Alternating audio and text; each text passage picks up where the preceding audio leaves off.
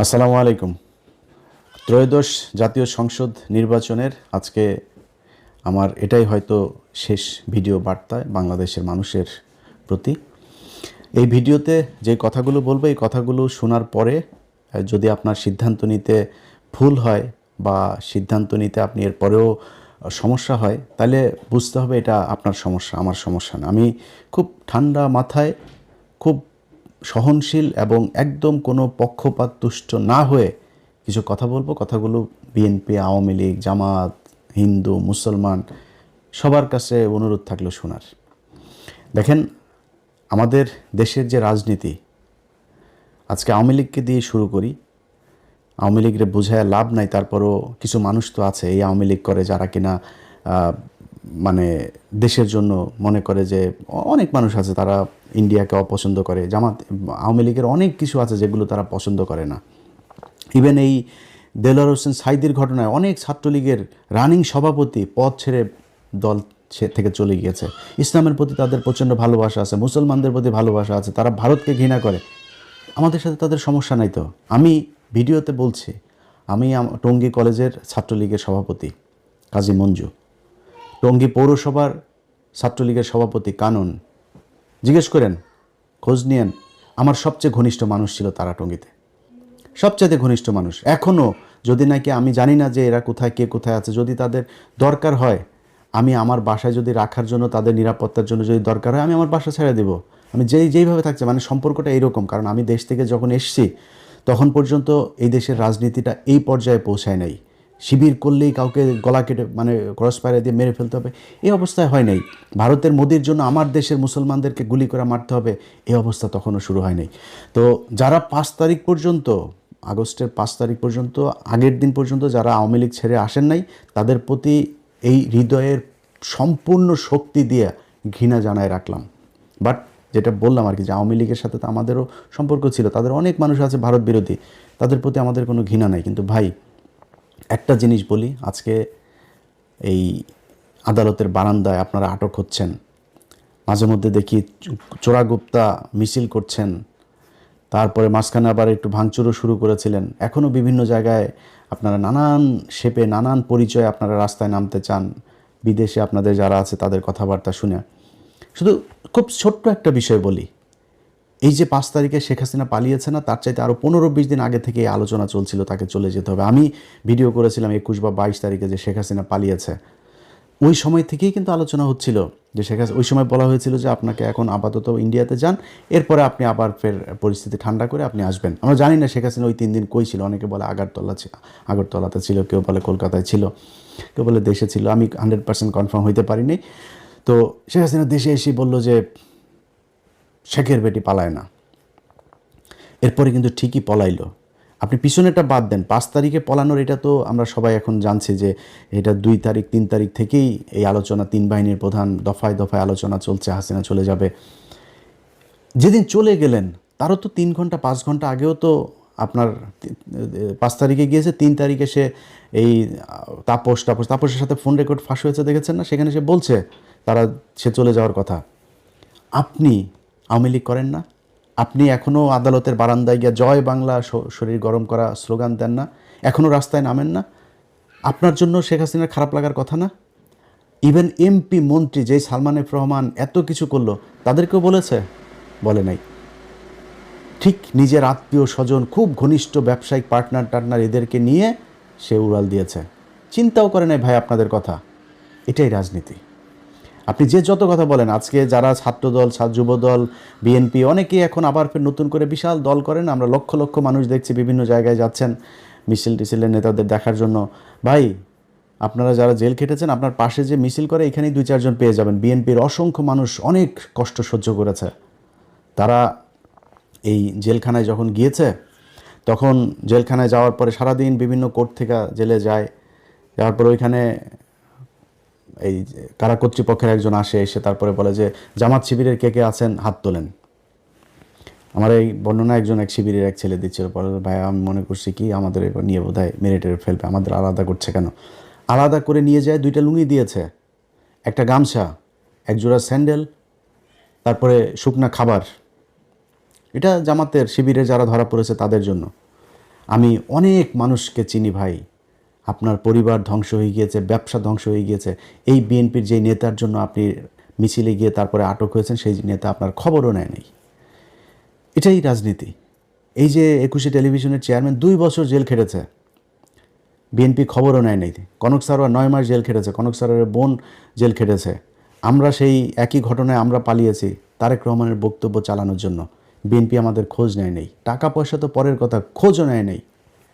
এই আজকে ইলিয়াস হোসেন আজকে জায়গায় এখানে এসে বসলাম, অনেক মানুষ বলেছেন না আমাদেরকে বিএনপি টাকা দেয়, তারেক রহমান টাকা দেয়, বলেছেন না, আজকে এই জায়গায় এসে বললাম চারানা পয়সার কোনো দিন যদি নাকি বলতে পারে যে জামাত ইসলাম বা বিএনপি থেকে আমাদের কোনো দিন দিয়েছে, বলেন ওটা ফাঁস করতে। ধরেন জামাত, তো এখন তো আমি জামাতের পক্ষে বলছি, জামাত বলবে না মনে করেন, বিএনপিরে বলেন একটা ফাঁস করতে যে আমার একটা টাকা দিয়েছে। আজকে পর্যন্ত কোনো দিন শুনেছেন তারেক রহমানকে নিয়ে কোনো বাজে কথা বলেছে, খালেদা জিয়াকে নিয়ে কোনো বাজে কথা বলেছে, জিয়াউর রহমানকে নিয়ে বাজে কথা? এখন তো তাও একটু সমালোচনা করি খুব ভদ্রভাবে। গেল 5 তারিখের আগ পর্যন্ত 6 বছর বিএনপির তো ক্ষমতা ছিল না, কিছুই ছিল না। বিএনপি জীবনে কোনোদিন আবার ক্ষমতায় আসতে পারবে এটা অনিশ্চিত একটা ভবিষ্যতের মধ্যে ছিল। তখন বলতে পারতাম না? বলেছে নাকি কোনো দিন? যারা বলেছে তারেক রহমানকে চেনেই না, লন্ডনে কি যেন একজন আছে এরকম বলেছে যারা, তাদের সাথে এখন তারেক রহমান ডেকে নিয়ে তারপরে জড়ায় ধরে কোলাকুলি করে, সেগুলো আমরা ফেসবুকে ছবিও দেখি। এটার নামই রাজনীতি। আপনারা কে কী করলো, আপনারা কে আদর্শের কারণে পছন্দ করে, কী কারণে, এটা বাংলাদেশের এই আওয়ামী লীগ বিএনপির ভেতরে নাই। অনেক বিএনপির লোকজনকে চিনি যারা, এই দিন এক এমপিকে দেখছিলাম, তার প্রতিদ্বন্দ্বী জামাতের প্রার্থীর সাথে দেখা হয়েছে, সে বলছে যে ভাই জেলখানায় আপনি আমার ছাড়া কোনো দিন বাসা থেকে খাবার গেলে এই কারণে জেলখানায় অনেক মহব্বত করেছেন আমাকে। এটা হয়েছে, এটাই বাংলাদেশে এই জামাত ইসলাম করেছে। আজকে মানুষের চোখের সামনে 2টা রাস্তা একদম স্পষ্ট হয়ে গিয়েছে। সকালে একটা লাইভ করেছিলাম আপনাদের বাংলাদেশ সময় রাতে, লাইভটা করার পরে সেই ভিডিওটা নানান ধরনের কৌশল করে, ভিডিও চলাকালীন কপি রাইট ম্যানেজারে উঠে নানানভাবে তারা সেটা সরানো হয়েছে। সেই আওয়ামী লীগ যা যা করেছে বিএনপি তাই করছে। জামাত এই আওয়ামী লীগ যেমন সিআরআই করেছিল, তাদের এখন মহাখালী ডিওএইচএসে এক বিরাট বিলাসবহুল এক ভবন তারা ভাড়া নিয়েছে। সেটা নিয়ে সেইখানে হাওয়া ভবনের মানে নতুন যেই ভার্সন, সেই ভার্সন তারা সেই ভবনে শুরু করেছে। এখানে কিছু লন্ডন থেকে যাওয়া কিছু ধান্দাবাজ চান্দাবাজ এগুলো সব একসাথে হয়ে তারা সোশ্যাল মিডিয়াতে প্রতিদিন হাজার হাজার ডলার খরচ করছে তাদের পক্ষে কাজ করানোর জন্য। কাজ হচ্ছে না, আমার ভিডিও সরাই দিচ্ছেন। ভাই এগুলিতে আওয়ামী লীগ করতে, আপনি করেন কেন? আপনারা নিয়ে এত বাজে কথা তো বললেন, যেটা সত্যি সেগুলি বলেছে। আপনার যদি নাকি কাউন্টার কোনো ন্যারেটিভ থাকে আপনি প্রকাশ করেন, আপনি বলেন, আপনার লোকজন দিতে। আপনার তো লোকের অভাব নাই, আপনার বহু আমাদের মতো অধম ইউটিউবার, আমরা তো ভাই ছোটোখাটো মানুষ, আপনাদের বহু বড় বড় মানুষ আছে, তাদের দিয়ে বলান, সমস্যা কোথায়? এগুলো করছে, ঘোষণা দিয়েছে এই বিএনপির তথ্য বিষয়ক আপনার সম্পাদক, ঘোষণা দিয়ে আমার ফেসবুক যাওয়ার পরে ঘোষণা দিয়ে বলেছে সে করেছে এটা, অর্থাৎ বিএনপি করেছে। সেই বিএনপি আমাদেরকে যদি ব্যক্তিগতভাবে আরও অনেক কিছু করতো কোনো সমস্যা ছিল না। গেল 1.5টা বছরে যে আওয়ামী লীগ ইন্ডিয়ার জন্য আমি নিজের পরিবার, আর্থিকভাবে, সামাজিকভাবে, মানসিকভাবে সব দিক থেকে, এই যে আজকে দেখেন না, এই যে মাথার মধ্যে দেখেন না চুলটুল পাতলা হয়ে গিয়েছে, এটা এই আওয়ামী লীগের কারণে। বহুত কষ্ট সহ্য করেছে, দাড়ি চুলটুল 5 বছরের মধ্যে বুড়া হয়ে গেছে একদম। এটা এই আওয়ামী লীগের কারণে, ইন্ডিয়ার কারণে। সেই আওয়ামী লীগ, সেই ইন্ডিয়াকে নিয়ে আপনারা মিটিং করেন, মিছিল করেন, প্রকাশ্যে ঘোষণা দিয়ে আপনারা বলেন তারা আপনাদের ভাই, তাদের মামলা থাকবে না। মির্জা ফখরুল মামলায় তো আপনি করেন নাই, মামলাগুলি তো আপনার এই জুলাইয়ের আপনার বাড়ির কেউ লোক মারা যায় না। আপনি বলেছেন আপনি ছাত্রদের সাথেই আন্দোলনে নাই, এটা আওয়ামী লীগ আপনাকে দিয়ে বলিয়েছে। আপনার ভাই আওয়ামী লীগের সাথে ব্যবসা করেছে, আপনি ব্যবসা করেছেন, আপনি ভাতা নিয়েছেন, আপনার মেয়েকে অস্ট্রেলিয়াতে রেখেছেন, ঘর জামাইটাকে অস্ট্রেলিয়া রেখেছেন, সেখানে প্রতি মাসে মাসে ডলার পাঠাইতেন। আপনার তো সমস্যা নেই, আপনি কে যে এটা বলার একটা মামলাও রাখবো না। আওয়ামী লীগকে আপনারা একদম মাঠে নামিয়ে এনেছেন, এবার জনগণের সাথে মারামারি করবেন। কালকে মারামারি করতে যায়েন, তারপরে বুঝবেন খেলাটা কাকে বলে। তো এই যে আওয়ামী লীগের যে লোকগুলো এখন আপনারা করছেন, দাপাদাপি করছেন, আপনার যেই আপার জন্য করেছেন এখনও করছেন, অনেকে আদালতের বারান্দায় দাঁড়ায় জয় বাংলা স্লোগান দিচ্ছেন, আপনার আপা কিন্তু আপনাদেরকে নিয়ে যায় নেই। এই যে আজকে বিএনপির পিছনে যারা ঘুরেন, এদের একজনের বলেন যে মির্জা ফখরুলের আসনে সামনের বছর আমি ইলেকশন করতে চাই। মির্জা ফখরুলের এটা শেষ ইলেকশন। মির্জা ফখরুলের ভাই আছে একটা বিশাল চান্দাবাজ, ফয়সাল। বললেন তো আপনি এখন যে ভাই সামনের বার কিন্তু আমি মনোনয়ন নিব, ফয়সাল আপনার বাসায় কিনা দেখেন তো। 2 দিন পরে দেখবেন গাড়ির অ্যাক্সিডেন্ট করে মারা গেছেন। এটার নামই রাজনীতি। আজকে ডক্টর শফিকুর রহমানকে প্রশ্ন করা হয়, আল জাজিরার ইন্টারভিউটা খালি দেখলাম, খালি ঘুরায় পেঁচায় আপনার ইন্ডিয়ান মালটা ওনারা প্রশ্ন করছে, মেয়ে আপনার কোনো নারী জামাত ইসলামের প্রধান হইতে পারবে কিনা। ভাই, নারী জামাত ইসলামের প্রধান হইতে পারবে না, উপরে যিনি আসছেন তার চাইতে বড় হেকিম আমি না। উনি আমারে বলছেন যেটা, এটার বাইরে আমরা যাইতে পারবো না। আমি নারীকে অসম্মান করি কিনা সেটা হচ্ছে প্রশ্ন। কিন্তু অ্যাপার্ট ফ্রম দিস, আমি আরেকভাবে বলি আপনারা, মনে করেন আপনি খুব গণতান্ত্রিক মানুষ, আপনি একজন নারীকে দেখতে চান, নারী আর পুরুষ বাদ দেন, আপনারা যদি আমি বলি পৃথিবী উল্টায় যাবে, জিয়া পরিবারের বাইরে কেউ আপনার দলের প্রধান হবে, আপনি হইতে দিবেন? জামাত ইসলামে হইতে পারে, প্রত্যন্ত সেই নীলফামারীর গ্রামের একটা মানুষ এসেও এখানে হয়ে যাইতে পারে। এখানে কোনো পরিবার থেকে ডক্টর শফিকুর রহমান রাজনীতি থেকে অবসর নিলে তার ছেলে হবে, হইতে পারবে না। ওই যোগ্যতাতেই আসতে হবে। এটার নামই রাজনীতি, এটার নামই গণতন্ত্র। আপনি যে গণতন্ত্রের কথা বলে একজন নারী কী করে, আরে ভাই, নারী আমেরিকার 400-500 বছরের ইতিহাসে আপনি দেখেন না যে নারী প্রধানমন্ত্রী আছে কি না? তারা বানায় নাই কেন? অনেক দেশ বানায় না। পৃথিবীর কয়টা দেশে নারী আছে?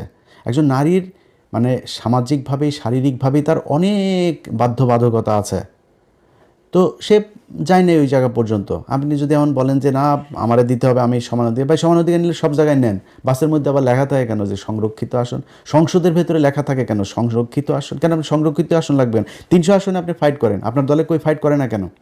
আওয়ামী লীগ আর বিএনপি জামাত ছিল না তো, এত বছর আপনি সংরক্ষিত আসনে নিয়ে মমতাজরে বসান কেন? কেন তারে 300 আসনের মধ্যে দেন, 150 আসনে? আপনার মনোনয়ন পাওয়া কতজন আছে? 2%, 2%। কেন 150 সিট দিয়ে দেন মেয়েদেরকে? আপনি তো সমান অধিকার করেন। জামাত ইসলামকে চেপে ধরেছে। সো ভাই, জামাত ইসলাম যোগ্য থাকলে যে কোনো কাউকে দিবে, কিন্তু জিয়া পরিবার আর শেখ পরিবারের বাইরে আপনি আওয়ামী লীগ আর বিএনপির দলীয় প্রধান হইতে পারবেন না। এটার কোনো গণতন্ত্রতন্ত্র কিচ্ছু নাই, উনিই হবেন। কাউন্সিল আপনি আফগানিস্তানে বসে করেন আর ওয়াশিংটন বসে করেন, কাউন্সিলে এই শেখ হাসিনাই প্রধান হবে আর খালেদা জিয়াই প্রধান হইতো, এখন তারেক রহমানই প্রধান হবে। এর বাইরে ফখরুলও হবে না, সালাউদ্দিনও হবে না। এটার নাম গণতন্ত্র। এইভাবে এই দেশ চলেছে, মানুষ এইভাবে চলতে চায় না। আপনি আমার ভিডিও বন্ধ করে দিয়া তারপরে মানুষকে যেটা বুঝাইতে চাচ্ছেন সেটা যে মানুষ বুঝে নাই, বুঝবে না, এটা লঞ্চঘাট, রেল লাইন, বাস স্ট্যান্ড যেখানে যেখানে আছে ওইখানে যায় যায় খোঁজ নেন। মানুষ যে যাচ্ছে, মানুষের চোখের দিকে তাকে। আজকে একটু আগে এক এমপি ক্যান্ডিডেটের সাথে কথা হচ্ছিল ঢাকার, তো ওনার কথাবার্তা শুনে, উনি আবার খুব বড় একজনের করছেন, হেভিওয়েট জামাতের এক প্রার্থীর আপনার প্রতিদ্বন্দ্বিতা করছেন, তো শুকাই গেছে একদম কথা। যেমনি আমার সাথে কথা বলে ওইভাবে কথা বলে না আজকে। খুব মনে হইলো যেন একদম নীরব, মানসিকভাবে ভেঙে পড়েছে এরকম। রাস্তাঘাটে গেলে তো ভাই একজনের সাথে ভোট চাইলেই বোঝা যায় সে কি দাঁড়িপাল্লাই দিবে না ধানের শীষে দিবে, কারে দিবে বুঝে না। এটা ওনারা রাস্তাঘাটে দেখে না। এই যে বাসে ওঠা, ট্রেনে ওঠার লোকগুলির কি এইখানে কি এমপি সাহেব করেছে, লোক দিয়েছে যে তোমরা যাও মিছিল করতে করতে? পুরো ট্রেনের ছাদের সবাই দাঁড়িপাল্লার মিছিল করে, পুরো লঞ্চের ছাদের সবাই দাঁড়িপাল্লার মিছিল করে। আপনার লোক নাই, ওই আপনার লোক নাই, তাই আপনার কেউ মিছিল করারও লোক নাই। এটাই হচ্ছে রাজনীতি। এই মানুষ এটা বুঝতে শিখেছে যে এই দেশে এই রাজনৈতিক দলগুলো 54 বছর শুধু আমাদেরকে চুষে খেয়েছে, এদেরকে দিয়ে আমার এই দেশের কোনো উন্নতি হবে না। যারা এখনও বুঝতে পারে নাই তাদেরকে একটু কথা বলি, ভাই আপনাদের এই যে আজকে যেই অবস্থায় এসে আমি সরাসরি দাঁড়িপাল্লার পক্ষে ভোট চাচ্ছি, এটার জন্য অনেক নিজের সাথে নিজে অনেক দিন ধরে যুদ্ধ করছে যে কী করা উচিত। ব্যক্তিগতভাবে হ্যাঁ, যদি বিএনপির পক্ষে করতাম তাইলে হয়তো বিএনপি যদি ক্ষমতায় আসতো তাহলে একটু মোটামুটি থাকতে পারতাম, কিন্তু দিনের পর দিন তাদের যে আচার আচরণ, কথাবার্তা, শেখ মুজিবের প্রতি প্রীতি, সেই 5 তারিখের পর থেকে তারা এগুলো করছে। এই যে কাজগুলো যে হচ্ছে, এগুলো আমাদেরকে ধাক্কাইতে ধাক্কাইতে বিএনপির বাইরে নিয়ে এসেছে। আমরা তো বিএনপির বাইরে যাইতে চাই না ভাই। তারেক রহমানের প্রতি এখনও যথেষ্ট সম্মান আছে, শ্রদ্ধা আছে, তারা নিয়ে কোনো বাজে কথা বলি নাই, বলবো না, বলতে চাইও না। কিন্তু এই দলের প্রধান হিসেবে ওনার তো এগুলোর দায় নিতে হবে। যা হয়েছে এখনও পর্যন্ত, যা হচ্ছে, কালকেও আপনি হুমকি দিচ্ছে বাড়ি ঘর দুয়ার সব পোড়ায় দিবে, এই করবে, এগুলো তো ভাই আওয়ামী লীগের বক্তব্য। আপনি কেন সেগুলো বলেন? যাই হোক, তারা তাদেরটা বলবে। আপনারা বাংলাদেশে মানুষ যারা আছেন তাদেরকে বলি, ভাই আমি জামাত ইসলামের কেউ না। জামাত ইসলাম আমি কোনো কথা বললে শুনবে কি না এটাও আমি জানি না। জামাত ইসলামের আমি কোনো বড় পদও চাই না, কোনো সুবিধাও চাই না। জামাত ইসলামের কথা যতটুকু বলি, আমার নিজের যেহেতু কোনো দল নাই, আমি বাংলাদেশে দুইটা দলের মধ্যে কম্পেয়ার করেছি যে কাদের হাতেই বাংলাদেশটা নিরাপদ থাকবে। আমার মনে হয়েছে যে জামাত ইসলামের কাছে এটা নিরাপদ থাকবে। তাদের এই গেল 1.5 বছরে অনেক টাকা ইনকাম করার সুযোগ ছিল। তাদের শুনেছেন কোনো দিন এই 1.5 বছর না, কোনো দিন শুনেছেন যে জামাত ইসলামের কোনো লোক বিদেশে টাকা পাচার করেছে? এই যে এতগুলো মানুষ তারা মারা গেল, কোনো দিন কেউ বিদেশে পালিয়ে গিয়েছে শুনেছেন? যাইতে হয়নি, তারা এইখান থেকে যায় না। এই ইমানের শক্তি তাদের আছে। আপনার এলাকায় আপনি আপনার বাড়ির পাশে আপনি করেন, ভাই কালকে সারা রাত অন্তত কয়েক হাজার কোটি টাকার লেনদেন হয়েছে। এই টাকা পয়সা নিয়ে যদি মনে করেন আপনি যে টাকা দিয়েছে ইমান দেখাবেন, আরে ভাই আপনি তো 2 নাম্বারই করেছেন, টাকা নিয়েই 2 নাম্বারই করলে আরেকটু 2 নাম্বারই করেন। ওর এই কথাটা শুনে, যে কথা দিয়েছেন এই কথাটা রাখেন না। দেশের জন্য, আপনার ভবিষ্যতের জন্য এই 500 আর 1000 টাকার জন্য নিজেরা বিক্রি করেন না। ওটা যেখানে আপনার প্রতিবেশী যে মানুষগুলো আছে, রাজনীতিবিদ যারা আছে দুইটা দলের মধ্যে, তাদের চরিত্র দেখেন, তারা কে কীরকম কী করতে চায়, কি হয়েছে 54 বছরে তারা কি করেছে, এগুলোর দিকে একটু হিসাব করেন, করলে উত্তর পেয়ে যাবেন আপনি ভোট কাকে দিবেন। আমি আমার জায়গা থেকে আপনারে শুধু এতটুকু এনশিওর করি ভাই, আগেই যেটা বললাম যে আমি জামাত ইসলামের কিছু না, জামাত ইসলামের লোক আমার কথা শুনবে কিনা আমি জানিও না, বাট একটু ঝুঁকি নিয়ে, একটু দাবি নিয়ে কিছু কথা বলি। আমি বিশ্বাস করি জামাতকে অন্তত এই কথাগুলো বললে শুনবে। আপনার যেই মানুষগুলি আজকে এই যে প্রবাসে থাকেন না, এই মানুষগুলির জন্য এই 54 বছরে এই দেশের রাজনীতিবিদরা কিছু করে নেই। আপনাদেরকে শুধু পাঠিয়েছে, গাধার মতো আপনারা খেটেছেন, আপনারা টাকা পাঠিয়েছেন, সেই ডলার আবার ওরা বাংলাদেশ থেকে বিদেশে পাঠিয়েছে। এইভাবেই চলেছে। আমার ডলার রিজার্ভ কেন 34,000 কোটি টাকা থাকবে ভাই? 34 বিলিয়ন ডলার কেন থাকবে? আমার প্রতি সপ্তাহে আসে এরকম $1 বিলিয়ন, মাসে এমন মাস আসে 2 বিলিয়ন 3 বিলিয়ন ডলার পর্যন্ত আমার রেমিটেন্স আসে। তাহলে আমার রিজার্ভ কেন হবে 34 বিলিয়ন ডলার? আমি এত রিজার্ভ, এত ডলার আমি দেশে পাঠাচ্ছি, সে টাকা কোথায় যায়? এই টাকা আপনি কষ্ট করে পাঠান, আর এই রাজনীতিবিদরা আপনার এই দেশ থেকে করে। বিনিময়ে কি হয়? আপনি যখন যাবেন, যাওয়ার কথা শুনলে দালালের ধরার পরে পাসপোর্ট অফিসে গিয়ে আরেক দালালের পরে, এরপরে আপনি যখন যাবেন বিদেশে, ওইখানে গিয়ে আরেক দালালের হাতে পড়বেন।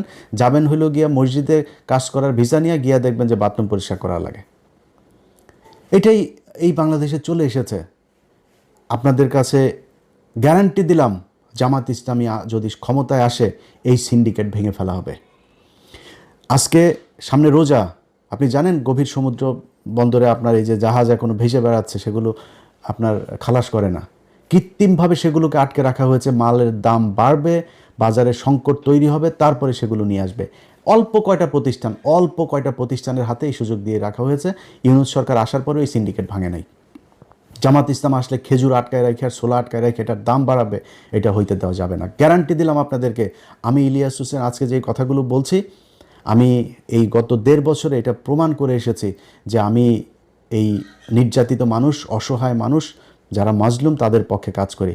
আজকে ওয়াকার একজন সেনাপ্রধান ভাই, আমি তার কাছে চুনোপুটি একটা, তার সাথে সে আমার একটা ফোন করা মানে আমার জন্য বিশাল ব্যাপার। বিশাল বড় জায়গায় আমি যাই বসতে পারি, বিশাল সুবিধা নিতে পারি ওয়াকারের সাথে সম্পর্ক ভালো রেখে। ভাই প্রপোজাল পেয়েও রাখি নাই। কি বলেছি? যে আলেমদেরকে ছাড়তে হবে, ডিজিএফআই জেলখানায় যেই তাদের ক্লিয়ারেন্সের কথা বলে এদেরকে আটকে রাখি, এটা করা যাবে না। বিডিআরের লোকজনরা ছাড়তে হবে। এটার জন্য তাদের সাথে আমার সম্পর্ক এসেছে। ভাই আমার মতো একটা খুবই কি বলবো যে দুর্বল একজন মানুষ, আমি তো পাওয়ারফুল না ভাই, আমার ফ্যামিলি ব্যাকগ্রাউন্ডে বিশাল পাওয়ারফুল কেউ নাই। আমার মতো একজন মানুষ, আমি তার এটাতে বিক্রি হই নাই, তার এখানে যায় আমি কিছু চাই নাই নিজের জন্য। জামাত ইসলামী যদি ক্ষমতায় আসে, আপনাদেরকে কথা দিলাম, নিজের জন্য কিছু করব না। এই দেশের যে প্রবাসীরা ভারত থেকে সৌদিতে যেতে যেই কয় টাকা লাগে, বাংলাদেশ থেকে ওই কয় টাকা লাগতে হবে। একজন মানুষকে, জামাত ইসলামকে সময় দিব 4.5 বছর। 5 বছরের মধ্যে 6 মাস আগে তাদেরকে হিসাব বুঝাই দিতে হবে যে একজন মানুষ যে কিনা এমপি থাকবে, মন্ত্রী থাকবে, সরকারি কোনো পদে থাকবে, সে বিদেশে ট্রিটমেন্ট দিতে যাইতে পারবে না। যদি ট্রিটমেন্ট নিতে যাইতে হয়, তাহলে প্রত্যন্ত একটা গ্রামের অসহায়, যার চিকিৎসা নেওয়ার 1 টাকাও নাই, আপনি যেই রোগের জন্য মনে করেন বাংলাদেশে চিকিৎসা নাই, সেই চিকিৎসায় যদি আপনাকে বিদেশ যাইতে হয়, তাহলে এই রোগ তো আপনার একার হয় না, গ্রামের একটা প্রত্যন্ত গ্রামের মানুষেরও এই রোগ হয়, তাহলে তাকে আপনার নিয়ে যাইতে হবে বিদেশে। এটা সরকারি খরচে এই ট্রিটমেন্ট তাকে দিতে হবে। আমি আজ পর্যন্ত আপনাদেরকে আমি বললাম, শুনেছেন জামাত ইসলামের নেতা একজন বিদেশে সিঙ্গাপুরে ট্রিটমেন্টের জন্য গিয়েছে? জামাত ইসলামের নেতাদেরকে লাভ দিয়া যায় পাতলা পায়খানা হইলো, যা থাইল্যান্ডে সিঙ্গাপুরে যায় ট্রিটমেন্ট নিতে হয়েছে। এই বিএনপি আওয়ামী লীগ এদের কিছু হইলেই বিদেশ, এয়ার অ্যাম্বুলেন্স যা কিছু আছে সব কিছু রেডি থাকে এদের জন্য, ট্রিটমেন্ট নিতে যায়। আমি আপনাদেরকে গ্যারান্টি দিলাম নিজের সর্বশক্তি দিয়া আপনাদের জন্য এই জিনিসগুলো আদায় করবো ইনশাল্লাহ জামাত ইসলামের কাছে। যারা একটা সরকারি অফিসে যান, ভূমি রেজিস্ট্রি অফিসে যান, টাকা ছাড়া একটা কাগজ উল্টায় না, টেবিল থেকে ফাইল নড়ে না, এই পরিস্থিতি বাংলাদেশে থাকবে না। এটা আপনাদেরকে স্বপ্ন দেখাচ্ছি না, এটা জামাত ইসলাম করবে। কারণ এই এই এই এই এই কাজ তারা এর আগে 2 জন মন্ত্রী ছিল, তারা সেটা করেছে। তাদের প্রতিষ্ঠানগুলো দেখেন, ইবনে সিনা বলেন, ইসলামী ব্যাংক বলেন, 2 দিনের জন্য খালি আওয়ামী লীগের হাতে গিয়েছিল, ইসলামী ব্যাংক তছনছ হয়ে গিয়েছে। এত বছর ধরে এটা সাউথ এশিয়ার মধ্যে সবচাইতে বেশি আপনার পাওয়ারফুল একটা ব্যাংক ছিল এই ইসলামী ব্যাংক। অথচ তাদের থেকে ম্যানেজমেন্ট হাতছাড়া হওয়ার পর আবার ফের আগের চেহারা, আবার এখন এসছে, আবার এটা উপরে উঠছে। এটাই জামাতে ইসলামী। সো এই দলটার কাছে যদি নাকি এই দেশের ক্ষমতা যায়, আপনাদেরকে এইটুকু বলতে পারি যে কতটুকু ভালো হবে সারা দেশ চালাইতে গেলে আমি জানি না, কিন্তু এর ধারে কাছেও কোনো দেশ নাই জামাত ইসলাম যতটি স্বচ্ছতা, ন্যায়, ন্যায্যতা, বৈষম্যহীনভাবে দেশ পরিচালনা করবে, এর আশেপাশেও কেউ নাই। এই বিবেকের তাড়না থেকে বিএনপির একেবারে বিরুদ্ধে যেয়ে এবারে নির্বাচনে দাঁড়িপাল্লার ভোট চেয়েছে।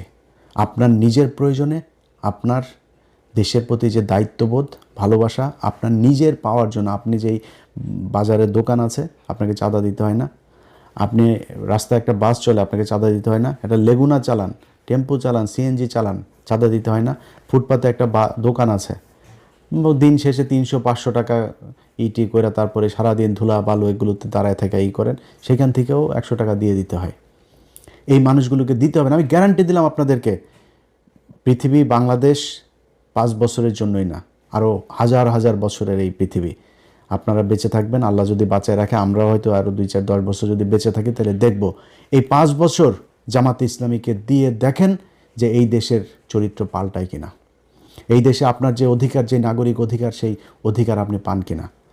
যারা নির্বাচনে দায়িত্ব পালন করছেন তাদের ভেতরে অনেক, বিশেষ করে ওসিদের ভেতরে, ইন্সপেক্টর, পুলিশের ঊর্ধ্বতন অনেক অফিসার আছে, সৎ মানুষ, অনেক অফিসার। বিশেষ করে আমার এই দিন একজন, আমি গত একটা প্রোগ্রামে বলেছিলাম যে পুলিশ মানেই ঘুষখোর, এটা বলার পরে আমার এক এসপি ফোন করেছিল, বলে যে ভাই আপনি আজকে যে কথাগুলো বলেছেন চমৎকার কথা বলেছেন, শুধু একটা কথা ভাই খুব আপত্তিকর, যে পুলিশ মানেই ঘুষখোর।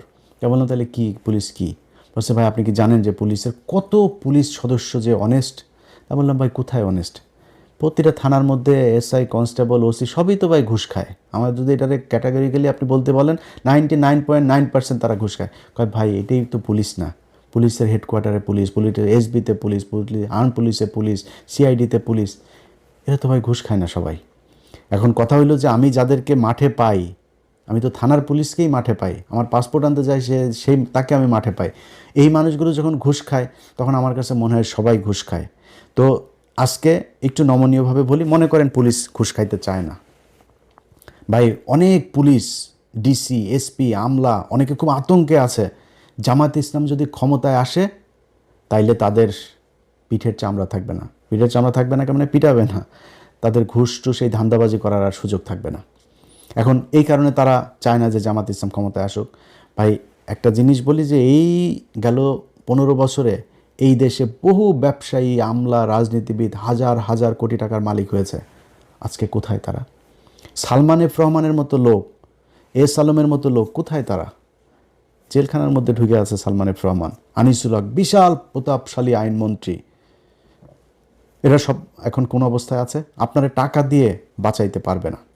তার চাইতে যদি সততার সাথে, বাংলাদেশের প্রেক্ষাপটে আপনাদের বেতন তো কম না ভাই, একটা এসপির বেতনও কম না, ডিসির বেতনও কম না, একটু সৎ হয়ে দেখেন না, অন্তত আপনার ভবিষ্যৎ প্রজন্মটা একটা ভালো সুন্দর একটা পৃথিবী, সুন্দর একটা বাংলাদেশ পাবে। একটু করে যান। এদের ভেতরে বিশেষ করে কিছু ওসি আছে, ওসিরা ব্যাপকভাবে তানারা চেষ্টা চালায় যাচ্ছেন যে নানানভাবে করতে। ভাই কালকের নির্বাচনটার সাথে 18 সালের নির্বাচনের অনেক মিল আছে, কিন্তু 18 সালের পরিস্থিতি আর এই পরিস্থিতিটা এক না। আপনারা বানাইতে চাচ্ছেন 18 সালের নির্বাচন, এটারে ঘোষণা দিয়েছেন। আওয়ামী লীগ যেমন ওই সময় ঘোষণা দিয়েছিল ভোট কেন্দ্রে গেলে করে ফেলা হবে, ভোটের পরে করা হবে, ওদের আমার সামনে দাঁড়িপাল্লা এই নৌকায় ভোট মারতে হবে, এগুলো বলে বলে এসছে। আপনারা ঠিক সেটা করছেন, কিন্তু মাঠটা কি সে অবস্থায় আছে? ওই সময় এক একজন বিএনপির নেতার বিরুদ্ধে 200, 250, 300 করে মামলা, তার উপরে আবার এলাকায় নির্বাচনে তো পাশ করবে না, এটা মোটামুটি 90% কনফার্ম হয়েই নির্বাচনে গিয়েছে। নির্বাচনটা শেষ হলেই পিটানি খাবে, আবার জেলে যাইতে হবে, বেশি বাড়াবাড়িও করতে পারে না। পোলিং এজেন্ট দেওয়ার লোক ছিল না। পরিস্থিতিটা ওই জায়গায় আছে এখন। বাংলাদেশের এইভাবে ভোট দেওয়ার জন্য ঢাকা শহর থেকে যাওয়ার এটাই প্রথম। 15 বছর ভোট দিতে পারে না, 17 বছর, এটাই প্রথম। জুলাইয়ের একটা বিশাল রক্তক্ষয়ী সংঘর্ষ, একটা অভ্যুত্থানের মধ্য দিয়ে একজন প্রধানমন্ত্রী, বৈধ হোক আর অবৈধ হোক, সিটিং প্রধানমন্ত্রী দেশ থেকে গোষ্ঠী শুদ্ধ পালিয়েছে, এটাই প্রথম। এই প্রেক্ষাপটে এসে যেই দেশের মানুষ বন্দুকের নলের সামনে দাঁড়ায়া সামনের জনকে গুলি করেছে, পিছনের জন তারে না ছেড়ে নিয়ে আসে, পুলিশ বলতে বাধ্য হয় একটারে গুলি করি, অন্য গুলি পালায় না। সেই জাতিটার চোখের সামনে একটা অভ্যুত্থানের রক্ত তাদের শরীরে লেগে আছে। এদেরকে আপনি ভয় দেখায় ভোট কেন্দ্র থেকে বের করে দিবেন? জামাত ইসলামের লোকজনের সাথে সারা বাংলাদেশের মানুষ কেন্দ্রে আপনাদের বিরুদ্ধে দাঁড়াবে যদি কোনো উল্টাপাল্টা যেগুলো বলেছেন এগুলো করার চেষ্টা করেন। আর পুলিশ প্রশাসন চোখের সামনে আপনার করবে। বাংলাদেশের প্রতিটা মানুষের কাছে অনুরোধ থাকবে, বিশেষ করে জামাত ইসলামের যারা ক্যান্ডিডেট আছেন তাদের কাছে অনুরোধ থাকবে, আপনারা মাওলানা হালিম বা জামাত ইসলামের কেন্দ্রীয় যেখানে আপনাদের যাদের সাথে কথা বলেন তাদের মাধ্যমে আমার নাম্বার নিয়েন। তারপরে আপনাদের সেন্ট্রাল যে সেল থাকবে সেই সেলে আপনারা যেখানে যখন যেটা ঘটবে সাথে সাথে পাঠিয়ে দিবেন। এই দেশের কোনো গণমাধ্যম যদি আপনাদের এগুলো প্রচার না করে, আমার চ্যানেল আছে, আমার 2টা চ্যানেল, আমার ফেসবুক পেজ আছে 4-5টা, এগুলো সব আপনাদের জন্য উন্মুক্ত। কালকে যেখানে যেটা পাবেন নিজের ফেসবুক থেকে দিয়ে দিবেন। কোনো জায়গায় একজন সাধারণ ভোটার হিসেবে আপনারা হাজার হাজার ভোটার কালকে লাইন ধরে মাঠে থাকবেন। কোথাও কোনো অপ্রীতিকর ঘটনা দেখলে আপনারা সেখানে দাঁড়ায় যাবেন। এই ভোট, এটা আপনার অধিকার, এই অধিকার প্রতিষ্ঠা করার দায়িত্ব আপনার। আপনি যে সুযোগ পেয়েছেন এই সুযোগ বাংলাদেশে বারবার আসবে না। অতএব যারা ভোট রিগিং করার চেষ্টা করবেন, কোনো পক্ষপাতদুষ্ট আচরণ করার চেষ্টা করবেন, বিশেষ কোনো প্রার্থীর পক্ষে কাজ করার চেষ্টা করবেন, সেই প্রশাসনের ভাইদেরকে বলবো, ভাই যদি মনে করেন সারা জীবন ঘুষ খাইয়ে থাকতে চাবেন তাহলে যা মন চায় করেন। আর যদি মনে করেন যে না, আমার সন্তানের পেটে আমি যদি নাকি আমার ট্রিটমেন্টের দরকার হয়, আমার সরকার ট্রিটমেন্ট দিবে, আপনি যদি সুন্দর একটা দেশই করেন, আপনি টেনশন করেন কেন যে আমার বড় শেষ বয়সে গিয়ে কি হবে, টাকা পয়সা না রেখে যেতে, এই টেনশন আপনি করেন কেন? সুন্দর একটা দেশ দিয়ে যান। এই যে আমি আমেরিকায় গরিব, মানে আমেরিকার সামাজিক যে অবস্থান সেই অনুযায়ী আমি গরিব ক্যাটাগরির একজন নাগরিক, তো মানে মানুষ আর কি। তো আমি যেহেতু অল্প টাকার ইনকাম করি, অল্প টাকা ট্যাক্স পে করি, তো ট্যাক্স ফাইল করার ওই অনুযায়ী আমি ওই ক্যাটাগরিতেই আমার ট্রিটমেন্ট ফ্রি এখানে। এটা বাংলাদেশে সম্ভব, খুবই ইজিলি সম্ভব। আমি আপনাদের বললাম ভাই, যদি জামাত ইসলাম ক্ষমতায় আসে, আমি কয়েকটা জিনিস আমি তাদেরকে খুব করে মানে সর্বোচ্চ চেষ্টা করব আমার এটা করার জন্য। 1 নাম্বার হচ্ছে এই প্রবাসে যারা থাকে বা প্রবাসে যাবে, সে ভিআইপিদের মতো যাবে, ভিআইপিদের মতো আসবে, তার সর্বোচ্চ কমফোর্ট দিতে হবে। এই মানুষগুলো 15 বছর 20 বছর ছোট বাচ্চা রেখে যায়, সেই বাচ্চা বিয়ে করার পরে বিদেশ থেকে ফিরে আসতে পারে না। এটা কোনো জীবন হলো নাকি? এই মানুষগুলোর জন্য সর্বোচ্চ কমফোর্ট আপনাকে এনশিওর করতে হবে। যে হসপিটালগুলোতে মানুষ ফ্লোরে শুয়ে থাকে, ভাই আমার দেশের এখন এই মুহূর্তে $34 বিলিয়ন আমার রিজার্ভ দিয়ে যদি আমি বাংলাদেশের মানুষকে বাঁচাইতে না পারি, আমার এই টাকা দিয়ে কী হবে? খুব বেশি না, 5টা হসপিটাল করেন আপনি এখান থেকে $3 বিলিয়ন খালি খরচ করেন। আমার $3 বিলিয়ন পদ্মা সেতু করা হয়েছে না, 32 কোটি টাকা দিয়ে 45 কোটি টাকার উপরে গিয়েছে, প্রায় $4 বিলিয়ন $4.5 বিলিয়ন খরচ হয়েছে।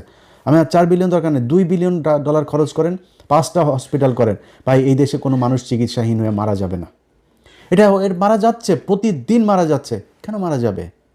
এই মানুষগুলোর জন্য কিছু করতে চাই, প্রবাসীদের জন্য করতে চাই। যেই অফিসগুলোতে ঘুষের জন্য মানুষ কোনো কাজ করতে পারে না, এই ঘুষ সেগুলো বন্ধ করতে হবে ভাই। যেই স্টাইলে এই বাংলাদেশ 54 বছর চলেছে, এখান থেকে বের হয়ে আসতে হবে। এই বের হয়ে আসার জন্য আগামীকালকে আপনাকে দাঁড়িপাল্লায় ভোট দিতে হবে। আপনাকে কথা দিলাম, আমি ইলিয়াস হোসাইন, যদি নাকি এই জামাত ইসলাম যদি আপনাদেরকে যেই স্বপ্ন দেখাচ্ছে, আমি নিজেও যেটা দেখাচ্ছি, এই পথে যদি না চলে, আমি আল্লাহ যদি বাঁচিয়ে রাখেন 2031 সালের নির্বাচনে আমি প্রথম ব্যক্তি হব যিনি কিনা জামাত ইসলামের বিরুদ্ধে নির্বাচনে ক্যাম্পেইন করব। এটা আজকে আপনাদেরকে বলে রাখলাম খুব সুস্পষ্টভাবে। ভাই, বিএনপিতে আমার বহু পছন্দের মানুষ আছে।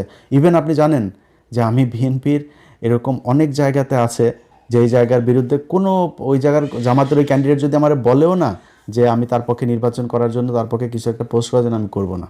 নাম বলবো না আমি কার কার, ঢাকাতেও আছে এমনকি, আমি তার পক্ষে করব না। আমার কিন্তু অনেক পছন্দের মানুষ আছে বিএনপিতে। এই যে আলতাফ হোসেন চৌধুরী আমার খুব পছন্দের মানুষ, এই লোকটা কিন্তু আমি তার পক্ষে আমি মানে ভোট চাচ্ছি, ওখানে যারা ভোটার আছেন আলতাফ ভাইরে ভোট দিন। এরকম অনেকগুলো জায়গা আছে, অন্তত 8-10টা জায়গা আছে আমার খুব খুব কাছের মানুষ বিএনপি নির্বাচন করছে। আপনারা আমার শত্রু না। সব শেষ যেই কথাটা বলে শেষ করতে চাই, বিএনপির ভাইরা হারের জন্য প্রস্তুতি নেন। জিতলে কি করবেন, ভাঙিয়া ফেলবেন, উল্টায় ফেলবেন, ছিঁড়া ফেলবেন, ওগুলি আপাতত একটু পকেটে রাখেন, রেখে হারের জন্য প্রস্তুতি নেন। আগামীকালকে রাতে যখন 200-250 বের হবে, আপনার ফলাফল বের হবে, এরপরে দেশে যদি কোনো ক্যাওস তৈরি করতে চান, সেখানে তৃতীয় পক্ষ সুযোগ নেবে। সো যেই বিষয়টা আপনাদেরকে বলতে চাই, কোনো ধরনের শয়তানি করা যাবে না। যদি করেন তাহলে কিন্তু আম ছালা সব সমানে যাবে। নির্বাচন করবেন, হারবেন, হারার পরে চুপচাপ থাকবেন, সামনের 5 বছর পরে কি করবেন সেটা করার জন্য প্রস্তুতি নেবেন। আগের মতো আপনারা জেলেও কেউ পাঠাবে না, আগের মতো গুমও করবে না, শিলং সালাউদ্দিনের মতো শিলংয়ে যাওয়া বসে থাকতে হবে না, দেশেই থাকবেন। এই জামাত ইসলাম আপনাকে যথেষ্ট সম্মান করবে, যথেষ্ট সম্মান করা হবে আপনাদেরকে। কোনো এই অ্যাগ্রেসিভ কোনো কিছু, কোনো সিদ্ধান্ত, কোনো ধরনের আচরণ আপনাদের সাথে জামাত ইসলাম ক্ষমতায় গিয়ে করবে না, আমি আপনার গ্যারান্টি দিলাম এটা। সো নির্বাচন সাধারণ মানুষ যাকে সমর্থন দেয়, যার প্রতি তাদের ভোট দেয়, সে বাংলাদেশে নির্বাচিত হবে, তারা দল গঠন করবে, সরকার গঠন করবে, তারা দেশ পরিচালনা করবে, বাকিটা বিরোধী দল হিসাবে থাকবে। আপনারা যে এই মুহূর্তে 2025-26 সালে যে আপনারা নির্বাচন করছেন, এটা করার কথা ছিল, আপনারা ছেড়েই দিয়েছিলেন। 24-এ হয়েছে, আবার 29-এ হবে, আওয়ামী লীগে আসবে। আজকে নির্বাচন করতে পেরেছেন, এইটাই বিশাল ব্যাপার। জেলখানা থেকে বাবর ভাইয়ের বের হওয়ার কথা ছিল না, বের হয়েছেন। বের হয়ে তারপরে আপনি যে নির্বাচন করছেন, এটা মিরাক্কেল, এটা আল্লাহ নিজে আপনাকে দান করেছে। ওই জায়গা থেকে আওয়ামী লীগের মতো দানব নাই, আপনি বিরোধী দল হিসাবেও একটা ক্ষমতা নিয়ে আছেন দেশে, এটাই আপাতত অনেক বড় কিছু। দল গুছান, দলের যে সমস্যা আছে, যেগুলো মানুষ পছন্দ করে না, সেগুলো বন্ধ করেন, বাদ দেন, দিয়ে নতুন করে তৈরি করেন। ভালো কিছু করলে জামাত ইসলামের যেই সমস্যাগুলো থাকবে এই 5 বছরে, এগুলো বিরুদ্ধে একটা জনমত তৈরি করবেন, করে মানুষকে বুঝাবেন যে আমরা এগুলো কাটায় উঠতে চাই, এই করবে, এবং আপনার কার্যক্রম দেখেই বুঝবে যে আপনি আসলে ভালো কিছু করবেন কিনা। টাকা পয়সা নিয়ে, মনোনয়ন দিয়া, টাকা পয়সা নিয়ে ধান্দাবাজি করে তারপরে দল গঠন করে চোর বাটপার ঋণ খেলাপিরে দিবেন, তারপরে চাঁদাবাজদের বহিষ্কার হওয়া লোকজনরা আবার ফের দলে ফিরায় না, তার মনোনয়ন দিবেন, এইভাবে তো ভাই মানুষ আপনারা পছন্দ করবে না। সো দল করতে হইলে জামাত ইসলাম অনেক খারাপ, জামাত ইসলামের কোনো বহুত সমস্যা, যা মনে চায় আপনি মনে করেন। জামাত ইসলাম নিজের টাকায় রাজনীতি করে, মানুষের দোকান থেকে টাকা তুলে চাঁদাবাজি করে রাজনীতি করে না। আপনারা সেই ব্যবস্থা করতে হবে। আপনার দলের মানুষ টাকা দিয়ে রাজনীতি করবে, যেদিন দলের মানুষ দলের টাকা দিয়ে রাজনীতি করবে, সেদিন আপনার ঘরের সামনে এই বালুর ট্রাক বসায় রেখে আসতে পারবে না, ওইটারে উল্টায় ফেলবে। কারণ ওর দল করে ওর নিজের টাকা দিয়ে, নিজের খরচ দিয়ে। এক একজন রোকন নিজের প্রতি মাসের বেতনের 5% দিয়ে দেয়। 1 লাখ টাকা যে বেতন পায়, সে 5,000 টাকা দলকে দিয়ে দিতেই হবে, বাধ্যতামূলক। সে দল থেকে কোনো কিছু নেয় না। এটা হচ্ছে তাদের রাজনীতি। সেই ধরনের একটা দলের সাথে আপনি কম্পিটিশন করবেন, আপনার তো এরকম কোনো কিছু জিনিস তো আপনাকে উদ্ভাবন করতে হবে, করে তারপরে নতুন করে আপনাকে দল গুছাইতে হবে। বাংলাদেশের মানুষ যা চায় সেটা বুঝাইয়া সেটা বাংলাদেশের মানুষের সামনে উপস্থাপন করবেন। মানুষ যদি মনে করে ক্ষমতায় আসবেন, এনে তো কোনো স্বৈরাচার নাই, এখানে বিশাল আকারের কোনো কিছু নাই। যা বলা হচ্ছে আগে থেকেই, যে যদি সুষ্ঠু এবং কি যেন বলে, এই হইলে আমরা নির্বাচন মানব। আগের থেকে হারলে কি বলবে, এটার মোটামুটি একটা দিয়ে দিল, যে হেরেই তারপরে বলবে যে নির্বাচন সুষ্ঠু হয়নি, এনে ওইটা বলেন। এই দেশে কোনোদিন বিরোধী দলে গিয়ে কেউ নির্বাচন মানে নাই, কারচুপি ছাড়া বলেও না। আপনারা ওইটাই বলেন সমস্যা নাই, কিন্তু বেশি বাড়াবাড়ি করা যাবে না। যদি বাড়াবাড়ি করেন, আওয়ামী লীগ আছে, ডিজিএফের একটা গ্রুপ আছে, তারা কিন্তু ঝামেলা বাঁধাবে। এটা আজকে বলে রাখলাম। চুপচাপ থেকে সুন্দরভাবে একটা মানে সুষ্ঠু পরিবেশে নির্বাচন হবে। নির্বাচন শেষে দল গঠন করে সরকার গঠন করবে, যে কোনো একটা দল, তারা করবে। আবারও সবশেষ আপনাদের কাছে আপনার নিজের বিবেকের কাছে প্রশ্ন রেখে গেলাম। 2টা দল নির্বাচনে এবার প্রতিদ্বন্দ্বিতা করছে। যেই দলটারে আপনার মনে হয়, আপনার বাড়ির পাশের যেই মানুষটা দেখে 2জনকে এক জায়গায় দাঁড় করাবেন, চিন্তা করবেন কোন মানুষটাকে আপনার ভোট দেওয়া উচিত, তাকেই দিয়েন। আমার কথা শোনার দরকার নেই। আল্লাহ হাফেজ।